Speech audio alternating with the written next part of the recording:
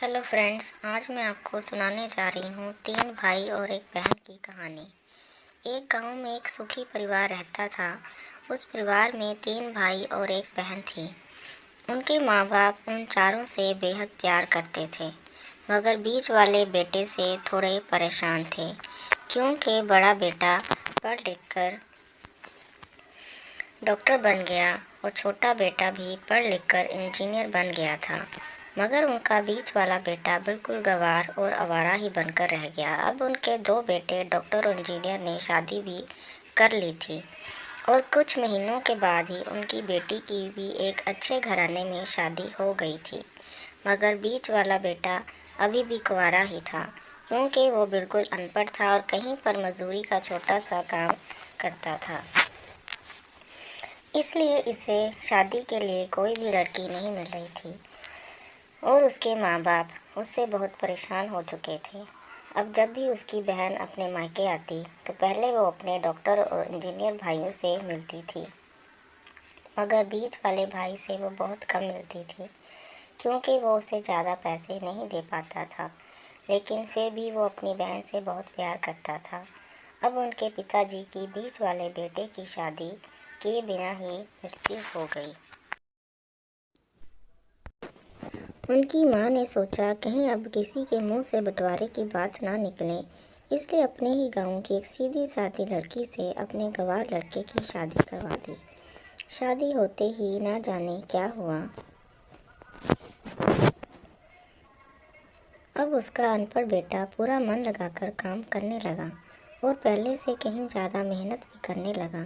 अब तो उसे कोई भी दोस्त बुलाने आता तो वे उसे यही कहता था कि भाई, पहले तो मैं जैसे तैसे अकेला कमाकर खा लेता था,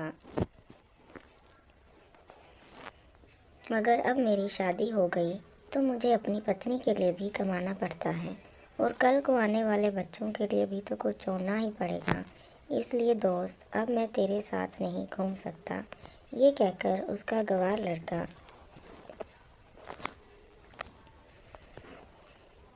सीधा अपने काम पर निकल जाता है। अब उसके दोनों भाई डॉक्टर और इंजीनियर आपस में ये बात करते हैं कि हम दोनों तो उस गंवार से कहीं ज़्यादा पैसे कमाते हैं, इसलिए हम सब घर और ज़मीन का बंटवारा कर लेते हैं।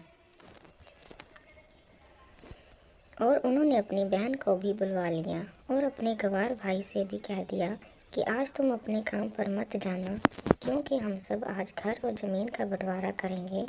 उसी वक्त उसकी बहन भी आ जाती है। तभी उसका गंवार भाई कहता है कि तुम लोग बंटवारा कर लो, मुझे जो भी देना हो दे देना, मैं शाम को आकर अंगूठा लगा दूंगा। तभी उसकी बहन कहती है, अरे बेवकूफ़, तू तो अनपढ़ ही रहेगा, ज़मीन का हिस्सा तो। उसी वक्त वकील भी आ जाता है। तभी वकील कहता है कि आपका सारा हिस्सा मिलाकर 10 बीघा ज़मीन है और आपका घर है।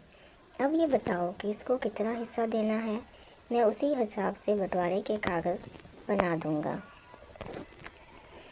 उसी वक्त उसका गंवार भाई कहता है कि वकील साहब, 5-5 बीघा मेरे दोनों भाइयों के नाम लिख दो और ये जो हमारा मकान है ये मेरी प्यारी बहन के नाम कर दो।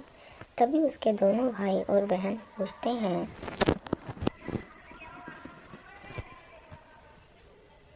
कि और तू हिस्से में क्या लेगा। तभी उनका गंवार भाई कहता है कि मेरे हिस्से में मेरी प्यारी माँ है ना। और तभी तो वो अपनी पत्नी की तरफ मुस्कुराते हुए कहता है कि क्यों मेरी प्यारी पत्नी, क्या मैंने गलत कहा क्या। उस गंवार की पत्नी अपनी सास से लिपट कर कहती है कि माँ से बड़ी वसीयत क्या होगी मेरे लिए। और उसी वक्त उसका गंवार पति भी अपनी माँ से लिपट जाता है। गंवार बेटे बहू के इसी प्यार ने ज़मीन जायदाद के बंटवारे को एक सन्नाटे में बदल दिया। तभी बहन अपने गंवार भाई के गले लगकर रोते हुए कहती है कि माफ़ कर दो भैया, मैं आपको समझ नहीं सकी। तभी उसका भाई कहता है कि मेरी प्यारी बहन, इस घर में जितना अधिकार हमारा है उतना ही अधिकार तेरा भी है। और रही बात बंटवारे की, तो बंटवारा नहीं करने से हमारा जीवन रुक तो नहीं जाएगा। क्यों करते हैं हम बंटवारा? क्या हम एक साथ मिलकर नहीं रह सकते? एक साथ मिलकर रहने को ही तो कहते हैं एक अच्छा परिवार। और उस अच्छे परिवार को संभालती है एक माँ, तभी उसके दोनों भाई भी बहुत शर्मिंदा होते हैं और वे बंटवारे के सभी कागज़ फाड़कर फेंक देते हैं। और उस दिन के बाद से ही उनका पूरा परिवार खुशी खुशी एक साथ ही रहने लगा। तो दोस्तों, ये थी परिवार और माँ की एक सच्ची कहानी।